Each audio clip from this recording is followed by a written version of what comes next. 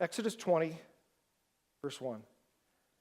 And God spoke all these words, saying, I am the Lord your God, who brought you out of the land of Egypt, out of the house of slavery. So God's claiming to be real. He's claiming not to be a figment of their imagination or some god of the pantheon of Egypt. I'm real. I physically brought you out of Egypt, showing you that I'm a real God. Number 1, verse 3. You shall have no other gods before me. You shall not make for yourself a carved image or any likeness of anything that is in heaven above, or is in the earth beneath, or that is in the water under the earth. You shall not bow down to them or serve them, for I, the Lord your God, am a jealous God, visiting the iniquity of the fathers on their children to the 3rd and 4th generation of those who hate me, but showing steadfast love to thousands of those who love me and keep my commandments. You shall not take the name of the Lord your God in vain, for the Lord will not hold him guiltless who takes his name in vain. Remember the Sabbath day to keep it holy. 6 days you shall labor and do all your work, but on the 7th day it's a Sabbath to the Lord your God. On it you shall not do any work, you, your son, your daughter, your male servant or your female servant, or your livestock even, or the sojourner who is within your gates. Even the visitor doesn't work on that day. Why, God? For in 6 days the Lord made the heaven and the earth and the sea and all that is in them, and he rested on the 7th day. Therefore, because of that, the Lord blessed the Sabbath day and made it holy. And this is what we looked at last week, verse 12. Honor your father and your mother. And all the parents said, Amen, praise God. Honor your father and your mother, that your days may be long in the land that the Lord your God is giving you. Verse 13, you shall not murder. So for many of us, in our society, we don't know how to process our anger. We have many ways of doing that today. For some of us that get angry and we go into rage, it comes out through our words. We talked a little bit about it last week. Words that cut down and pierce the heart. I hate you. I really hate you. I've hated you my whole life. I can't even believe I'm still here. Honestly, I wish you were dead. Because honestly, you're valueless to me. I hate you, and I always have. So we cut down with our words. Some of us get physically violent, or we punch walls or punch people. Some of us go into Twitter land. I can't believe she said that. Facebook land, Instagram land, take a selfie of you getting angry. And so in our society, we have many ways of dealing with our anger, with our disappointment, with our emotional rage. And for some of us, when we think about people that have let us down, ripped us off, some of us think in the back of our head, I'd like to kill her. I'd like to kill him. Honestly, I wish they were dead. And you know what? I wouldn't mind if it was me that did it. Because I'm in such a mental state right now that to me, it would be more satisfying to kill that person and go to jail for the rest of my life than live with this rage I feel inside. Murder, unfortunately, is a natural reality for all of us at some point in our lives. At some point in our lives, somebody has abused you, taken advantage of you, emotionally, mentally, sexually, financially. And at some point, in some season of all of our lives, we go, you know what? If I had a chance, I'd kill that person. And I honestly wouldn't even care too much if I got caught. And I want you to think about that for a moment. What goes through your head and my head that would make that scenario sensible? And God says, in the 10 Commandments, you shall not murder. Yet all of us at some point feel like given the right opportunity, we would violate that command. And let's look at the reason that is. From Mount Sinai, the mountain of God, God spoke the 10 Commandments as an overview of the whole law. And these were given in descending order of honor and authority. So the very first command was the most important reality of following all the 10 Commandments. So the 10 Commandments are in descending order. Obviously, the first one is the most important, and it descends all the way to the 10th. Right now, we're in the middle. The first 4 are about God. We honor God, God, God, God, God. Now we got to last week. We're taking a look at the 5th one, which was honor your father and your mother, which is the first command as it deals with people. All these other 4 were dealing with God. Now we deal with people last week. And the very first one is honor your father and mother. The reason for that is inside your home cannot be chaos. It can't be chaos. If it is chaos, if you've learned chaos from the home you grew up in, or you're just full of yourself and you have to have your own way, and so you just slam up against everybody in your home, the reality is there has to be honor and authority in your home, or else it's a free-for-all and it's chaos. Kids, mom, dad, uncle that's living with you, it's just chaos. And God says, no way. Everybody line up and have order. Because you can't even have a stable society without a stable home. So God says, honor your father and mother. It's a first command as it deals with people. Now the second one is, that's inside the home. The second one is now holistically across the whole globe. Do not murder any other man or woman in the whole globe. First is, have order in your home. Second is, I'm covering the whole world with this one. Do not murder anyone. And it's funny that God puts that even above taking care of your neighbor. Before he says love your neighbor, he goes, don't kill him. Let's start off the right way. Because to love your neighbor, he's got to be alive.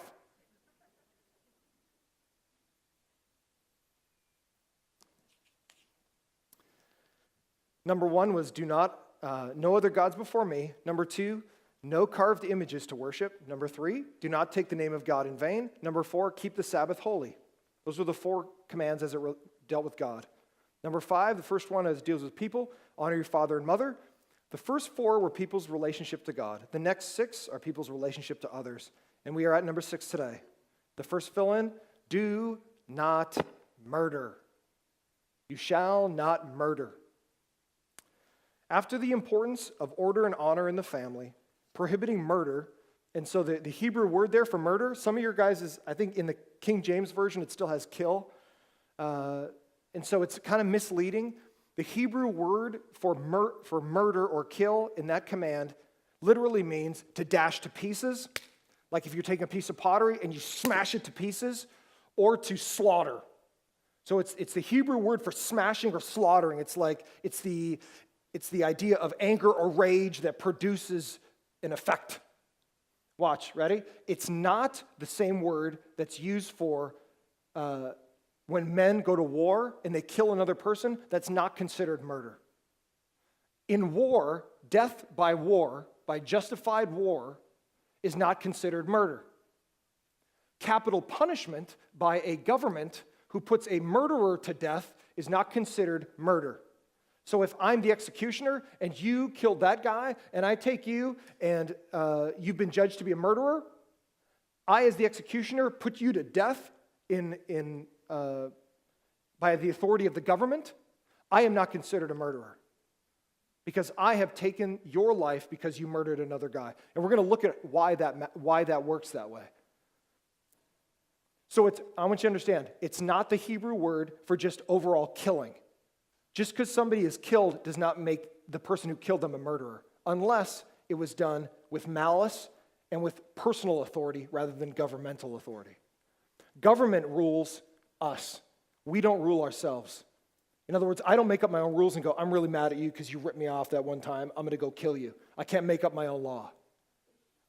That makes me a murderer when I take my own authority and go kill you. Everybody with me? So it's not the same thing.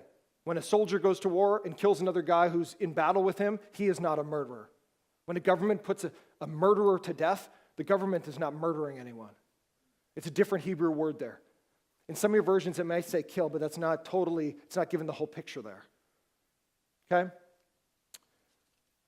After the importance of order and honor in the family, prohibiting murder was the most essential as it preserved the sanctity of human life.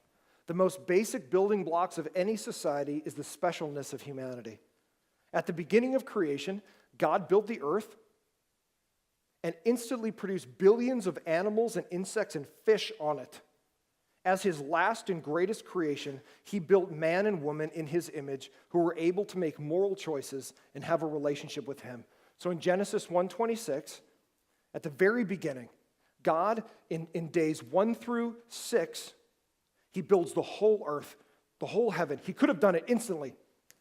Boom, everything done. Boom, universe, quasars, cellular things happening, everything, I build life, everything's built in an instant. Bam, be done. But he doesn't. He takes a day, a day, a day, a day, a day, a day to give us the week so that every time we celebrate 7 days, we are remembering, whether we even believe it or not, we are remembering the creation week because there's not even a reason for a 7-day segment of time. So on the 6th day, after he had filled the whole earth, instantly filled the oceans with fish, instantly put insects all around the world, instantly built animals out of the dust in the ground, snakes and T-Rex. This is a T-Rex. He builds everything, but he doesn't build humans. You know what he does with humans? He fashions Adam out of the dust, like a potter in clay. And it says God himself breathed his life like CPR into this man he built. And Adam, who was dust, comes to life. But he doesn't come to life like an animal. He comes to life as a human. Watch how crazy this is. Ready? He takes Adam now. He takes some of his flesh and he builds Eve with her. He builds Eve with the flesh of Adam. Now, Adam and Eve are human, not animal. They are now human. And the difference between Adam and Eve and all of the insect, animal world, and fish world, the difference being is that Adam and Eve are built in the image of God. Animals and fish and insects are not built in the image of God. They're built by God, but not in his image. And here's the key. You and I are built special by God. We're not an overgrown ape. We haven't evolved to a place where we all of a sudden have morality. I guess this is morality. Some Frankenstein. I remember seeing, okay, I'm not even going to talk. Your science has absolutely no answer for where humans came up with morality from. Apes don't have morality.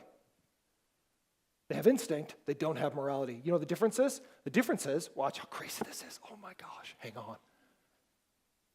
The difference being, I know intrinsically what is right and wrong.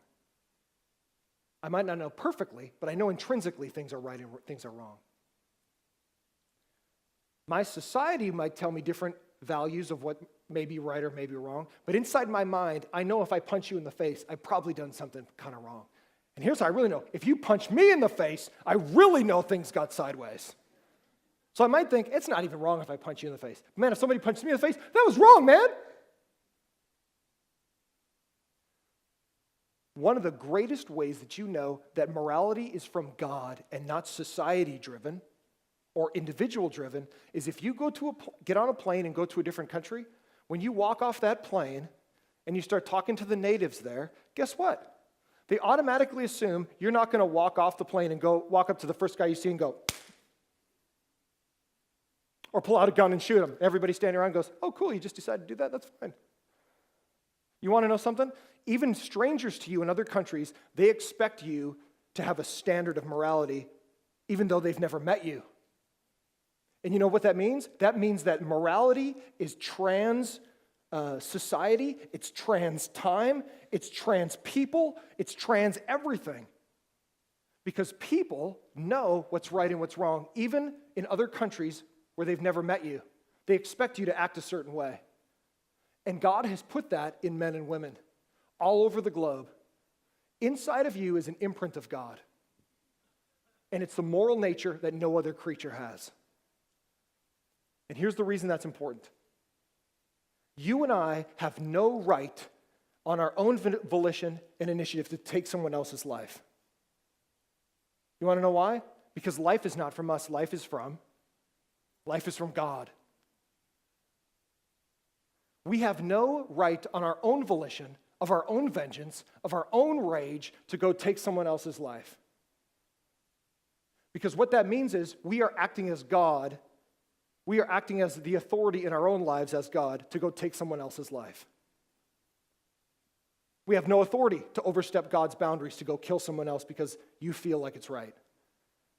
God gives that authority to governments, which is why killing in war, a justified war, isn't a murder, and which is why if I kill you because you rip me off and I'm super angry, and the government decides to put me to death, it's not murder for the government.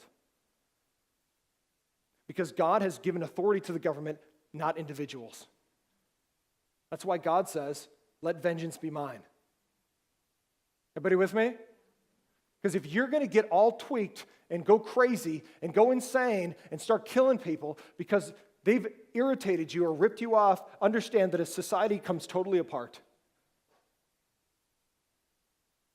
And you will be held accountable for how you handle your own body, especially when it comes to killing someone else. Because men and women are built in the image of God. Unlike animals. That's why it's not murder to kill a chicken. A nice, tasty chicken. The hamburgers that we will eat a week from now will not be murder. It will be tasty. Okay, moving on. After sin entered the world, anger, hate, and jealousy created the possibility of murder, which happened with Adam and Eve's own sons, who were Cain and Abel. So you're in Exodus. I want you to turn to the first book. Turn back one book toward the front. I want you to go to Genesis 4. Genesis 4, 6 through 15. 6 through 14. Genesis 4. So I just got done saying, God builds Adam, the first man. God builds Eve, the first woman. Through their sexual union, they have many children. They lived hundreds of years, 800 to 900 years. We don't even know how long Eve lived, but they lived ideally. They had ideal bodies, probably no miscarriages. They lived ideally, sexually ideally, pregnancy ideally, procreation ideally. They could have had hundreds of kids together by the time they died. But watch, in the midst of this, they have two sons. They could have been twins. It's thought by some that they were twins, Cain and Abel. And this is their story in Exodus 4. Sometimes we think, oh gosh, if I feel rage and I want to kill somebody, that must be really weird, or like that just happened recently. Nope. Our first two parents had two boys, and this is their story. The first generation from the first two people have this issue in Genesis 4, starting in verse 6. The Lord said to Cain, "Why are you angry? And why has your face fallen? If you do well, will you not be accepted? But if you do not do well," in other words, if you don't make the right choice, sin is crouching at your door. Its desire is for you, but you must rule over it. Cain, however, spoke to his brother Abel. And when they were in the field, Cain rose up against Abel and killed him. Then the Lord said to Cain, one of the most famous phrases in all of history right here, "Where is Abel, your brother?" And Cain said, "I do not know." What? "Am I my brother's keeper?" Can you imagine? You know how angry you get when your kid's smart aleck back to you? "Hey, why didn't you clean your room?" "Oh, I don't know. Is this my house?" "It's not going to be for long, son."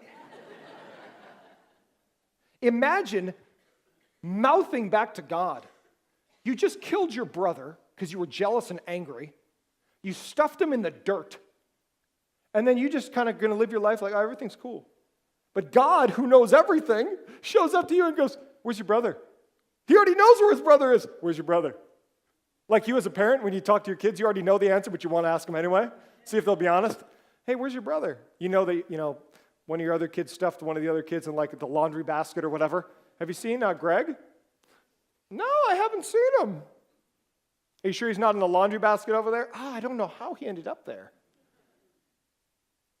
Cain kills his brother sticks him in the ground. God goes, where's your brother? He goes, what, am I my brother's keeper? I mean, if I was God, I'd go, actually, no, you're not. Here, have some lightning. But praise God, God's not like me, because God has patience. But I want to make this point. Watch this.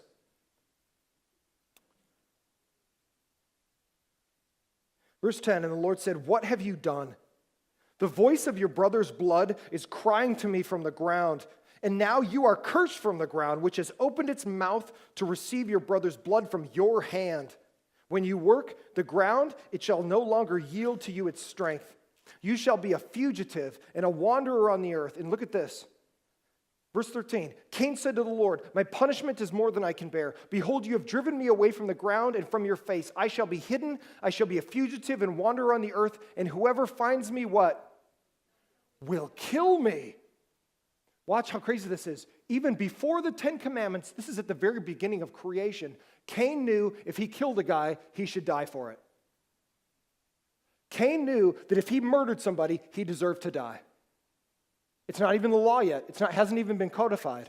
Hasn't even been written down. But Cain knew if I murdered my brother, somebody's going to find me and kill me. Justifiably, because I murdered a guy. Cain knew I deserved to die. I deserve to give up my life because I took another life. And God doesn't go, oh, no, it's fine. He knew he deserved to die. And God has mercy on Cain here. And he says this, then the Lord said to him, not so. If anyone kills Cain, vengeance shall be upon him sevenfold. And the Lord put a mark on Cain, lest anyone who found him should attack him. Then Cain went away from the presence of the Lord and settled in the land of Nod, east of Eden. And the point I want to make to you here is that it's already inside of you to not murder. You know that if you kill somebody, your conscience will not let it be. You'll go to sleep at night remembering that, thinking about it. You know you deserve to die for murdering another guy or another man or another woman. You know you deserve it. And that's built inside of you because you took authority that wasn't yours to take another life. You overstepped your boundaries to murder someone. That's exactly what Cain and Abel do. That's exactly what Cain did to Abel. Though Abel had previously killed an animal for sacrifice, bringing no consequences, once Cain killed Abel, Cain knew he deserved to die. So right before this story, Abel had killed an animal to sacrifice to the Lord. And Abel was not considered a murderer because he put an animal to death. But watch this. Cain, his brother, kills Abel, and now Cain is considered a murderer. So animal death is not murder, biblically. But human to human is murder when it's personal and vindictive and outside the boundary of government. This unwritten rule on the human conscience was in place since the beginning and was later written down or codified in the Ten Commandments. So, a week and a half ago, I was on Facebook, one of the most trusted sources for news on the internet, and I see this heading in my little feed, and it says, ape shot at the Cincinnati Zoo. And I thought, wow, why would they kill an ape? And so I click on it, and I read this whole story about Harambe, the ape there at the zoo. A 3-year-old had gotten away from mom, had gotten through the enclosure, had fallen down into the pit that was right in front of the ape exhibit, and how they keep apes from jumping out. They put a huge pit in front of it. And there's video where Harambe goes down, it picks up this 3-year-old boy out of the water, and for minutes drags the boy around, banging him around. The kid goes unconscious, and you got this 600-pound gorilla dragging this little boy around, and the zookeepers do everything they can. They call in the other apes, and the females go in, but Harambe, this beast of an ape, is wandering around with this little boy, literally like throwing him around like he's a rag doll. And finally, the zookeepers are like, this kid is probably going to die.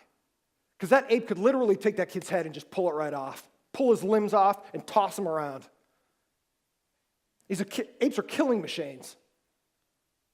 And so they're doing everything they can. They go, man, maybe we should tranquilize this ape, but before they lose consciousness, they get really agitated, and the boy was literally between his feet. And 600 pounds, falling on the kid might kill the kid. So after minutes of trying to save this ape's life, they realize things aren't getting better. And so they get a sharpshooter out, and they plug the ape, and he dies. Ape falls over, dead. 3-year-old boy reunited with mom. Not dead, not mangled. Has a concussion, that's it. And I'm reading the story going, praise God that little boy's okay. But you wouldn't believe what happened in the Twitter universe. Actually, maybe some of you would. Words are thrown out like they murdered the ape. And I'm thinking, how twisted that some people would rather see the ape live and this boy die. Imagine you, a 3-year-old, is down there with a 600-pound ape, and people are going, you know what, I think because you lost control of it. Have you ever had a 3-year-old? I love these experts. All of a sudden, everybody on the internet is a zoological expert and a parenting expert. Ever had a 3-year-old? Unless you have a chain to your arm, a 3-year-old's going to get away. Now, some negligence on mom's part? Maybe. Some negligence on the zoo's part? Maybe. But the reality is it was a perfect example. When I was sitting in my office, I was going, Jesus, you're amazing for giving me these illustrations right before I preach. I couldn't believe it. I'm like, Jesus, this is like a miracle. It's perfect. Now, it was horrible the ape had to die. It was horrible. But my point being is that they equated a boy's life with the ape's life. And I'm going, I don't want to see anything die. And it wasn't a fault of really anybody other than the curiosity of a 3-year-old. Nobody wanted this situation, but the point is the situation came. And you had to make a call between the value of the boy's life and the value of the ape's life. And it was so sad to me that some people in our society were more angry that the ape had to die than this boy was saved. And I thought, how twisted. Some people called it murder. And realize, biblically, animals and boys are totally different. Now, they may act the same once in a while, depending on how crazy your boy is. But intrinsically, they have totally different values. Everybody understand what I'm saying? It's not murder to kill an animal. We don't want to give senseless slaughter to animals either. I'm not talking about let's just go kill animals. What I'm saying is they're not equative. They're not the same. Your life is not the same as an ape or an insect or a roach, which is why when you call the Terminator, they're not known as murderers. I've never heard anybody get too bent when they see those big, nasty roaches running across their kitchen. You go, you know what, sweetie? Let's just let him live. But baby, he's bringing disease into our house with our children. He crawled in my infant's mouth last night. Oh, that bothers you? Why do you... The roach is defecating all over our house. Oh, you know what? It's a living thing. Just let it do what it needs to do. No, man, you get on the phone, you call the exterminator. I'm in. Shh, gas the house, everything's dead. Understand, there's a difference between insects and animals and fish and humanity. And you know the reason that it's different? It's because we have the imprint of God upon us, which is what makes us special. Which is why we have a sanctity of human life. We believe that humans are special. And to the flip side of that, at UCLA, also last week, a PhD student in the engineering department, enraged, went and shot his professor because he believed that the professor had stolen some code that this man had written, and I don't know how true it is or not, but the point is, he went and he decided to take care of it himself. And he goes into the engineering department right before school's out, and he shoots his professor, and then he commits suicide.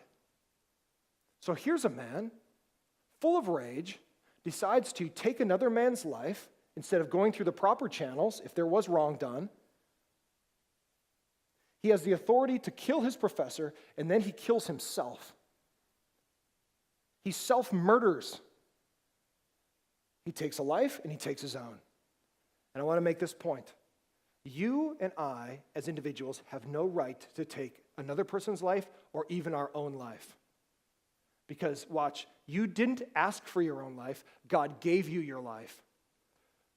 Only God has the ability to take life.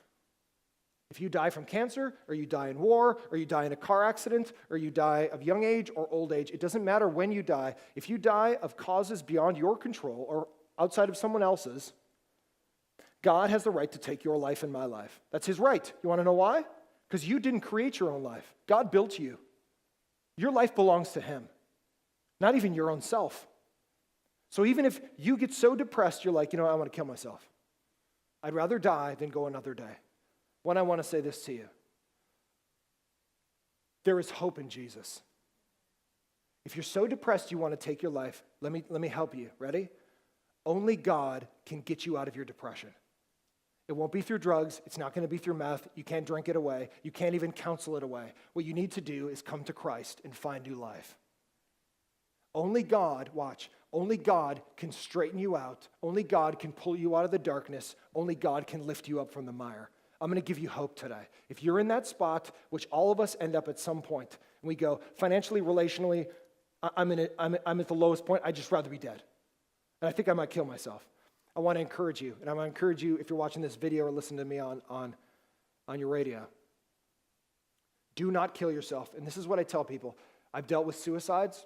I'm 23 years into pastoring. I've dealt with people killing themselves, family members killing themselves. I've counseled a lot of people who are like, I think I'm going to kill myself this weekend or whatever. Let me encourage you with this. Life doesn't get better after you kill yourself. If there's a real God, you do not want to see him after murdering yourself. And you leave behind people that love you. You will leave behind heartbroken people, heartbroken pastors, heartbroken churches, heartbroken families. If you murder yourself, which is not in your authority to even take your own life, understand that life does not get better after you're dead. In this life is where you find hope. In this life is where you find joy. And many of us that have walked through the darkness of wanting to die, on the back end now, we see the goodness of God. I've been so angry in my life. I've been ripped off in my life. I've been so angry, I've almost killed people. I've been that angry. I've fantasized in my head, I think that I'd rather have them be dead. Guess what? I didn't kill them. And you know what's awesome? Is that today I get to be here with you rather than being in prison.